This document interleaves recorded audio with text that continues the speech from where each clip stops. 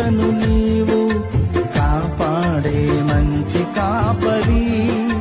జటిలమైన త్రోవలన్నీ దాటించితివి, సమృద్ధి జీవముతో పోషించితివి. ఆలోచనకర్తవైన నీ స్వరమే వినగా నిత్యాదరణను పొంది నీ క్రియలను వివరించెను.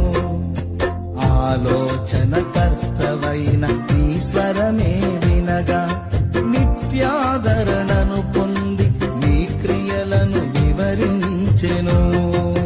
నమ్మదగిన వాడవు, సహాయుడవు యేసయ్యా.